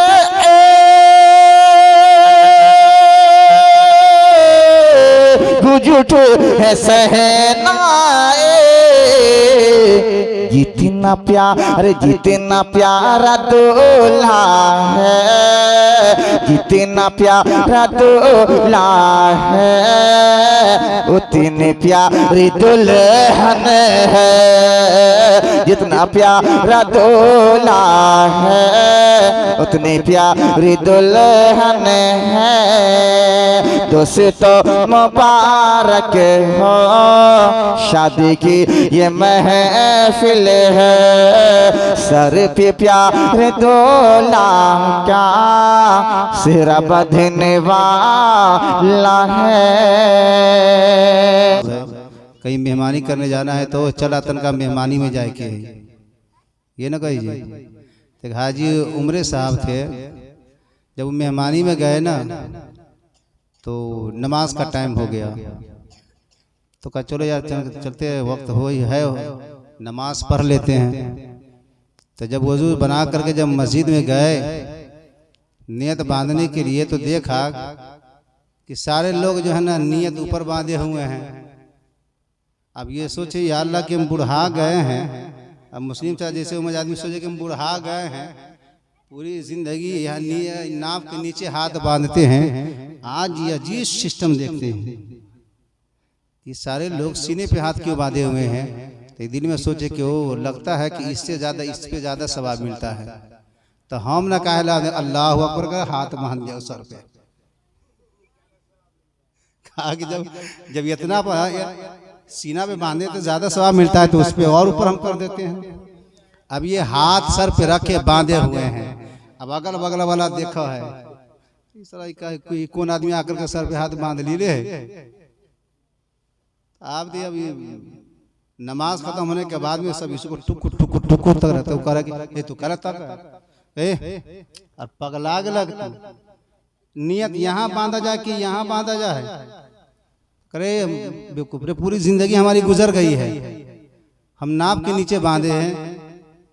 और आला हजरत फरमाते हैं कि जब हाथ उठाओ तो नाव के नीचे हाथ बांधो, तो हम सोच रही कि आई पर ज्यादा सवाब मिल जाए, ऊपर हम पहुंच जाए, तो वही हाल तोरा पिपरा वाला के हाल।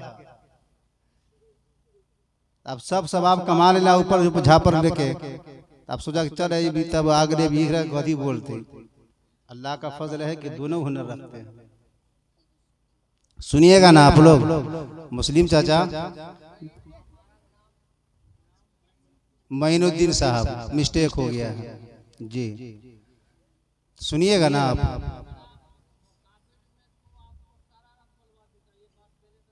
ना हमको पता है, हम पहली मर्तबा नहीं आए हैं, हम इसलिए ना आपको बुलवा लिए हैं कि जब हम कुछ टोन मारेंगे तो आप आइएगा।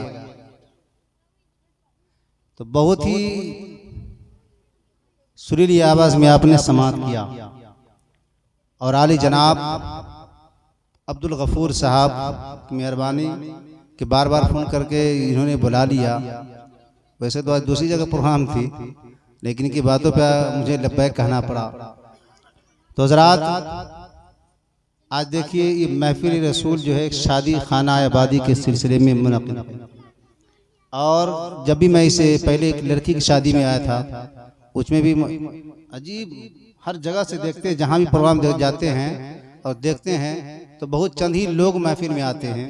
लेकिन जब मैं पिपरा के सरजमी पे आता हूँ तो नौजवान बूढ़े भी लोग कसी तादाद में आते हैं। अल्लाह आपकी उम्र में बरकत अता फरमाए। बोल दीजिए सुबहान अल्लाह। तो हम भी सोचिए कि एक दूगो हम पढ़ लो। हमारे अली वकार जनाब मुर्तज़ा साहब, हमारे उस्मान भाई और नौशा बाबू, अशफाक बाबू निराले, इनकी तवज्जो अगर है तो अगर आप इजाज़त दे तो मैं भी कुछ ज़रा सुना लें। बोल दीजिए सुबहान अल्लाह। मैं ऐसे वैसे शायर का कलाम नहीं सुनाऊंगा, आला हजरत का कलाम सुनाऊंगा। बोल दीजिए सुबहान अल्लाह। है कलामुल्लाह खुद मिद हत रसूलुल्लाह की। थोड़ा सा आवाज़ बढ़ा दीजिएगा। आपको तो रेटिनिंग का हॉर्न को रखनी चाहिए, तो सबको उधर घुमा दिया पश्चिम में, सब किबला की तरफ नमाज पढ़ते तो उसको भी घुमा दिया बेचारे को। बोल दीजिए सुभान अल्लाह। है कलामुल्लाह खुद मिद हत रसूलुल्लाह की। करते हैं हाँ करते हैं जिब्रील भी खिदमत रसूलुल्लाह की। क्या समझ पाए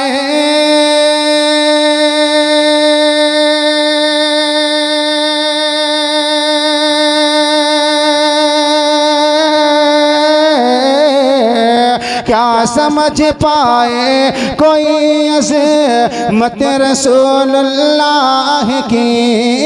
अर्श हक है मसनद रिफ़अत रसूलुल्लाह की। अरे देखनी है हश्र में, हाँ देखनी है हश्र में इज़्ज़त रसूलुल्लाह की। देखनी है हश्र में, हाँ देखनी है हश्र में इज़्ज़त रसूलुल्लाह की। बोल दीजिए सुभान अल्लाह। देखनी है हश्र में इज़्ज़त रसूलुल्लाह की। जो गुलाम मुस्तफ़ा है नाम से मशहूर हो, उसका सीना सबका सीना खुल्द नूरे पाक से मामूर हो। सिर्फ वो जाए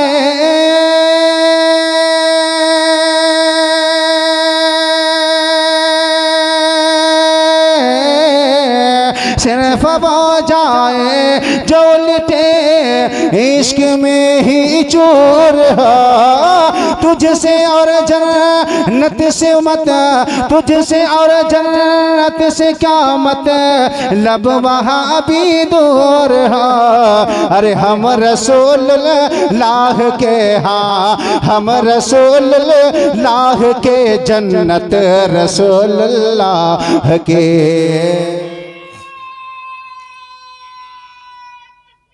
अल्लाहु अकबर।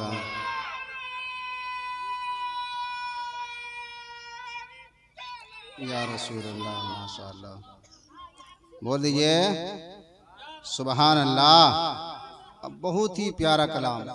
देखते हैं कि नौजवान के अंदर कितना दम है, अपने आका का गुण गाते हैं। हमारे साथ पढ़िए। आका है हमारा, मौला है हमारा, कहते हैं जिसे आमना बीबी का दुलारा। आका है हमारा, आका है हमारा, मौला है हमारा, आका है हमारा, है सबसे हंसी, सबसे अलग, सबसे है प्यारा। आका है हमारा, मौला है हमारा, सूखी हुई लकड़ी को जो तलवार बना दे। है किसी के अंदर दम जो लकड़ी को तलवार बना दे, और मेरे मुस्तफ़ा का वो पावर है कि लकड़ी उठा दे तलवार बन जाए। सूखी हुई लकड़ी को जो तलवार बना दे, इंसान तो इंसान दरख्तों को चला दे। सूखी हुई लकड़ी को जो तलवार बना दे, इंसान तो इंसान दरख्तों को चला दे। उंगली के इशारे से करे चांद टुकड़े, डूबे हुए सूरज को, डूबे हुए सूरज को, डूबे हुए सूरज को जो बुलवा ले दोबारा। आका है हमारा, मौला है हमारा, है सबसे हंसी, सबसे अलग, सबसे है प्यारा। बड़ा कंजूसी से काम करते हैं आप लोग। जहाँ जिक्र होता है अल्लाह का ना और रसूल का जिक्र होता है, उलमा से पूछिएगा, खुद मेरे मुस्तफ़ा तशरीफ लाते हैं। जब मेरे मुस्तफ़ा आएंगे तो स्वागत न होनी चाहिए। सुभान अल्लाह, अल्हम्दुलिल्लाह। फरिश्ते भी आते हैं और आ करके जितनी मर्तबा सुभान अल्लाह कहेंगे, अल्हम्दुलिल्लाह कहेंगे, आपका नाम और आपके बाप का नाम दर्ज करते। जितनी मर्तबा आप सुभान अल्लाह कहेंगे उतनी मर्तबा वो लिखते जाएंगे। जब फरिश्ते जब आप का नाम दर्ज करते हैं, जब आप सुभान अल्लाह कहते हैं, जब आप अल्हम्दुलिल्लाह कहते हैं, जब आप अल्लाह अकबर की सदाए बुलंद करते हैं, जब बंदाए मोमिन अगर किसी पाक महफिल में जब अल्लाह और उसके रसूल का जिक्र करता है तो अल्लाह के फरिश्ते उसका नाम दर्ज कर लेता है। जब बंदाए मोमिन कहता है, अल्हम्दुलिल्लाह कहता है, अल्लाह के फरिश्ते उसका नाम दर्ज कर लेता है। जब बंदाए मोमिन जब जिक्र इलाही में बैठ करके जब तक बैठता है, सुभान अल्लाह अल्हम्दुलिल्लाह कहता है, जब आखिरी करी में हज़रत हाफिज वकारी इमाम खिताबत जब वो खड़ी हो करके जब नबी कौनैन पे सारे लोगों को कहेंगे, ऐ लोगों खड़े हो जाओ, अर्श कुर्सी सब उठे तस्लीम अहमद के लिए, उठ खड़े हो मोमिनो, ताज़ीम अहमद के लिए सारे लोग खड़े हो जाएंगे। मुस्तफ़ा जाने रहमत पे लाखों सलाम, शमे बज़्मे हिदायत पे लाखों सलाम, शहरे यारे इरम ताजेदारे हरम, नौ बहारे शफात पे लाखों सलाम, पतली पतली गुले कुदसी की पतिया, उन लबों की नज़ाकत पे लाखों सलाम, काशे महशर में जब उनकी आमद हो और भेजे सब उनकी शौकत पे लाखों सलाम, मुझसे खिदमत की कुर्सी कहे हाँ रज़ा, मुस्तफ़ा जाने रहमत पे लाखों सलाम। जब सारे बंदाए मोमिन जब नबी कौनैन पे जब सलातो सलाम का नजराना पेश करने के लिए जब खड़े हो जाएगा, सलातो सलाम पढ़ेगा, जब पढ़ने के बाद में सारे लोग बैठ जाएंगे। उलमाए किराम जब फातिहा खानी के लिए जब फातिहा पढ़ेंगे, कुरान की आयत की तिलावत करेंगे, जब सारे लोग दुआ के लिए जब हाथ उठा देंगे, दुआ के लिए जब बंदा हाथ उठा देता है तो उलमाए किराम कहते हैं, ऐ अल्लाह के तबारक व तआला अपने नेक बंदों के वसीले से मौला इस पाक महफिल में जो बंदा बैठा है तेरे नबी पे सलातो सलाम का नजराना पेश किया है, ए खालिक के कायनात परवरदिगार आलमीन, ए मौला इस पाक महफिल की बरकत से सारे लोगों के गुनाह को माफ कर दे। ए मौला जो बंदा अगर गुनाहगार है मौला इसके महफिल के वसीले से या अल्लाह उनके गुनाह को खता को माफ कर दे। जब बंदाए मोमिन जब अपनी दुआओं में कहता है, ए खालिक के कायनात परवरदिगार मैं तुझसे कुछ नहीं मांग रहा हूँ मौला, मैं तुझसे यही मांग रहा हूँ इस पाक महफिल की बरकत से मेरे मौला मेरे गुनाह को माफ कर दे, मेरे मौला मेरे कमाई में बरकत अता फरमा, मेरे मौला मैं तुझसे कुछ नहीं मांग रहा हूँ हूँ, औलाद की उम्र की दुआ मांग रहा हूँ। मौला मैं तुझसे कुछ नहीं मांग रहा हूँ। मेरी माँ अगर बीमार है मौला उसकी शिफा के लिए दुआ मांग रहा हूँ। मेरे बाप अगर वो बीमारी के शिकंजे में फंसे हैं मौला इस पाक महफिल की बरकत से मेरे वालिद मोहतरम को शिफाए कुल्ली अता फरमा। जब बंदाए मोमिन जब अपनी दुआ में याद करता है, ए मौला तेरे महबूब पे मैंने जो सलातो सलाम का नजराना पेश किया है, ए खालिके कायनात मैं तुझसे कुछ नहीं मांगता हो, उस महबूब के नजराने के वसीले से मेरे मौला मेरे कारोबार के अंदर खैर बरकत अता फरमा। मौला मैं तुझसे कुछ नहीं मांग रहा हो, अपने महबूब का वसीला मांग रहा हो। ए खालिके कायनात मैं तुझसे कुछ नहीं मांग रहा हो, सुन्नत मुस्तफ़ा की जो अदायगी होगी मौला उनके वसीले से मैं अपने गुनाहगार अपने खता की माफ़ी मांग रहा हो। मौला मेरी खता को माफ़ कर दे। ए मौला मैं तुझसे कुछ नहीं मांग रहा हो, तेरे नबी का नवासे रसूल का सदका मांग रहा हो। मौला उनके वसीले से मेरे पाक परवरदिगार आलमीन मैंने सुना है उलमा के से कुरान और हदीस की रोशनी में मैंने सुना है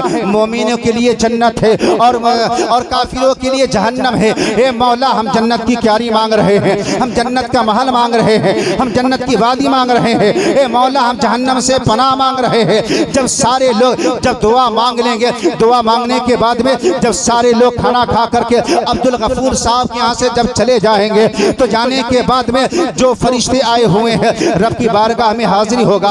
अल्लाह पूछेगा ए मेरे फरिश्ते बता कहाँ गया था। खालिक कायनात कहेगा ए परवरदिगार आलमीन ए मालिक को मौला ए मौला पिपरा की सरजमी पर तेरे रसूल की सुन्नत अदा होगी। ए मालिक को मौला अब्दुल गफूर साहब के साहबजादी की शादी खाना आबादी के सिलसिले में सारे महल्ले वाले इकट्ठे होकर के तेरा जिक्र तेरे महबूब का जिक्र हो रहा था। तेरा बंदा सुभान अल्लाह कह रहा था, तेरा बंदा अल्हम्दुलिल्लाह कह रहा था। ए खालिक कायनात तेरा बंदा उस महफिल में बैठा हुआ था तो अल्लाह पाक कहेगा ऐ मेरे फरिश्ते बता मेरा बंदा जब बैठ करके कुछ बोल भी रहा था कहा ऐ मौला तेरे नाम का माला जप रहा था, तेरे मुस्तफ़ा पे जब बारी आई है सलातो सलाम के नजराने की तो कहा मुस्तफ़ा जाने रहमत पे लाखों सलाम, शमे बज़्मे हिदायत पे लाखों सलाम, शहरे याद इरम ताजदारे हरम नौबहारे शफाअत पे लाखों सलाम। और काशे महशर में जब उनकी आमद हो भेजे सब उनकी शौकत पे लाखों सलाम। तो हज़रात जब अल्लाह रब्बुल इज्जत की बारगाह में जब वो फरिश्ते जो आए हुए हैं और वैसे भी तो हर आदमी के कांधे पर है, हर आदमी के कांधे पर है, दाएं पर किरामन बाएं पर कातिबीन फरिश्ते हैं। और जहां पाक महफिल हो बेशुमार फरिश्ते आते हैं, इसकी कोई गिनती नहीं है, आप अंदाजा नहीं लगा सकते। जब उस पाक महफिल में जब बंदा मोमिन के जब फरिश्ते गवाही देंगे मौला तेरा बंदा तेरा जिक्र सुन रहा था, अल्लाह कहेगा बता क्या कह रहा था। कहा खालिके कायनात ए परवरदिगार तेरा बंदा अपनी दुआओं में उनके अपने गुनाह की मग़फ़िरत मांग रहा था, ए मौला अपनी गुनाहों से तौबा कर रहा था। ए खालिके कायनात उस महफिल में बंदा जन्नत मांग रहा था, जन्नम से पनाह मांग रहा था। खालिके कायनात कहेगा ए मेरे फरिश्ते बता क्या मेरा बंदा उसमें बैठ करके जब क्या उन्होंने जन्नत को देखा है, क्या उस महफिल में बैठ करके क्या उसने जहन्नम का मुलाहिजा किया है। कहा नहीं नहीं, हजरत अल्लामा अब्दुल मन्नान साहब से उन्होंने सुना है मोमिन बंदे के लिए जन्नत है, इसलिए जन्नत का वो क्यारी मांग रहा है, वो जन्नत का महल मांग रहा है, वो जन्नत की क्यारी मांग रहा है और जहन्नम से पनाह मांग रहा है। तो परवरदिगार कहेगा ऐ मेरे फरिश्ते गवाह हो जाओ, जब मेरे पाक महफिल में मेरे मुस्तफ़ा पे नजराना पेश कर रहा था, अपनी गुनाहों से तौबा कर रहा था और जब वो जन्नत का तलबगार था जन्नत को देखा नहीं है, इतना मांग रहा है देख लेगा तो क्या। तो हज़रात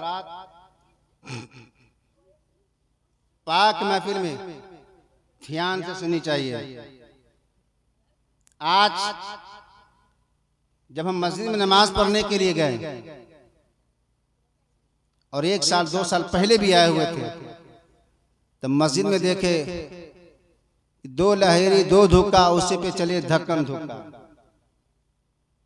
क्या घर की आबादी है? 60 घर की आबादी है, नमाजी 2 ही है। कौन आबाद करेगा? हम अपने घर को आबाद करते, उसको क्या करते? वीरान। नौजवानों, जो चाशनी जवानी में है वो बुढ़ापे में नहीं है। एक नौजवान बड़ा परहेजगार था, अपना काम काज भी करता था। जब बारी आती मस्जिद से मुअज्जिन पुकारता,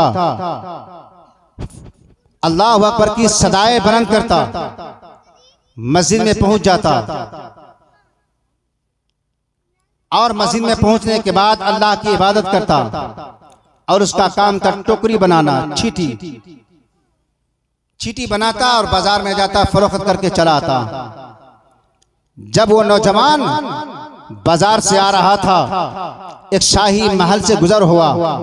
उस शाही महल में बड़ी हसीन और जमील खूबसूरत लड़की, जब उस नौजवान पर जब नजर पड़ी, अब ये लड़की बेजानो दिल से उस पे कुर्बान होने लगती है और इशारा करती है, ऐ नौजवान करीब आओ। और जो नमाजी होता है उसका चेहरा चमकदार होता है, वैसे भी वो नौजवान खूबसूरत था। उस शाही महल से लड़की पुकारती है, नौजवान करीब आता है। जब वो नौजवान कहा, बताओ क्यों बुलाए हो? कहा कि अंदर आओ। जब शाही महल में दाखिल हुआ, उस लड़की से उस लड़की ने उस नौजवान से कहा, जो मेरी ख्वाहिश है उसको तुम पूरी करो। उस नौजवान ने कहा, मैं नहीं, कभी ऐसा नहीं कर सकता हूँ। कहा क्यों? इसलिए कि अल्लाह का खौफ मेरे दिल में बसा हुआ है। अगर कोई रुए जमीन पर अगर एक मर्तबा अगर जिना करता है तो याद रखो उसके ऊपर कर्ज है। अगर जिस तरीके से आदमी अगर वो रुपया किसी से उधार लेता है, कर्ज लेता है, और लेने के बाद में अगर वो पैसा नहीं देता है, वो देने वाला माफ नहीं करता है। वही इंसान का अगर गुनाह है, अगर वो गुनाह करता है, उसके ऊपर कर्ज हो जाता है, किसी भी सूरत में उसे माफ नहीं होता है। याद रखो, जब वो नौजवान कहता है मैं अल्लाह का बंदा हूँ, मैं अल्लाह की इबादत करने वाला हूँ, मैं अल्लाह की रियाजत करने वाला हूँ, मैं ऐसा नहीं कर सकता हूँ। उस लड़की ने कहा, अगर तुमने ऐसा ना किया तो याद रखो यहाँ से तुम वापस नहीं जा सकते हो। तो उस नौजवान ने कहा, अब मुझे बची की तदबीर कौन सी मैं ढूंढा जाए। जब उस नौजवान ने कहा, एक बहाना तो है मेरे पास में, उस लड़की से कहता है, ऐ लड़की बता तेरे पास में टॉयलेट कहाँ है। कहा कि जाओ सबसे ऊपर चले जाओ और 3 मंजिल पे जा करके उसी के ऊपर टॉयलेट है। वो नौजवान गया और जाने के बाद में अपनी जान की परवाह नहीं कर रहा है, गुनाह से बचने के लिए अपनी जान को नहीं देख रहा है, बल्कि उस अल्लाह का खौफ दिल में पैदा किए हुआ है। और पैदा करने के बाद में अब वो ये नहीं देखा, आगे नहीं देखा कि मेरे पीछे कौन है, मेरे माँ बाप का भी ख्याल करना है। उसने ये नहीं देखा, पहले ये देख रहा है ज़िना अगर कर लेंगे तो मुझे बख्शे, अल्लाह मुझे बख्शेगा नहीं। जब उस नौजवान ने ऊपर से छलांग लगाया है तो अल्लाह को गवारा न हुआ। कहा, फरिश्ते क्या देख रहे हो, जाओ मेरे बंदे को अपने पर में लेकर के जमीन पे रख। जब वो नौजवान छलांग लगाया, जब वो नौजवान अपनी जान की परवाह नहीं किया, एक मंजिल से अगर आदमी गिर जाता है, हाथ पांव टूट जाता है, खटिया पर से अगर गिर गया तो कहा कि पैर टूट गया है। लेकिन जो 3 मंजिल से छलांग लगाया, एक जर्रा बराबर भी चोट का एहसास नहीं हुआ। यह है नमाज की बरकतें। आदमी अगर अपने मस्जिद को आबाद रखता है तो अल्लाह भी उसे आबाद रखता है। अल्लाह को जिसने भूल गया उसकी दुनिया भी और आखिरत भी तबाह है। क्योंकि इसलिए कि जो नमाज के करीब में नहीं जाता है तो याद रखो लाख कमालों के बरकतें नहीं होती है, उस घर के अंदर शैतान का दाखिल हो जाता है और उसकी बरकतें खत्म हो जाती है।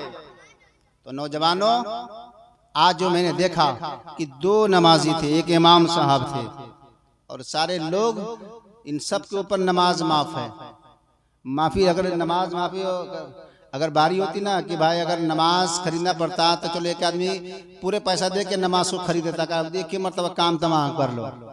लेकिन याद रखिए नमाज ऐसी इबादत है, अभी तो 30 साल 50 साल की जिंदगी में हम सोचते क्या हमारे जैसा कौन है। उसके बाद जब सोचते अल्लाह अकबर कि आदमी 30 साल 50 साल के लिए दुनिया में ना जाने सोचता है कि हम एक से बड़ा ऑफिसर बन जाएं, लेकिन जो अल्लाह ने हमारे ऊपर नमाज को फर्ज किया है उसकी अहमियत हम जाने। नमाज से इंसान की दुनिया और आखिरत संवरती है। दो इंसान, बहुत प्यारी आवाज सुन लीजिए, बहुत देर से आप लोग बैठे हुए थे, कुछ सुन लीजिए। 3 आदमी जा रहा था, और अक्सर होता है कि दिन को बुढ़वा अगर मिल गए तो चलाओ तो अपन कहानी कहा किस्सा कहा तनका, तो इसी आदमी अपना किस्सा कहानी कहते कहते टाइम पास करता है। जब शहर में पहुंचा, पहुंचने के बाद कहा कि चलो यार शाम का वक्त हो गया है, एक मकान किराए पे ले लेते हैं। मकान किराए पे लेना गया, मकान मालिक से पूछा कि कोई रूम खाली है, तो कहा कि हाँ है, तो 75 मंजिल पर है। गौर से सुनिएगा, 75 मंजिल पर है। अभी सोचा कि चलो यार तो हम लोग खाना नहीं खाए, भूख लगी है। तो आदमी अगर भूख लगी रहती है तो 2 आदमी 3 आदमी बात करते हैं, उसका टाइम पास हो जाता है।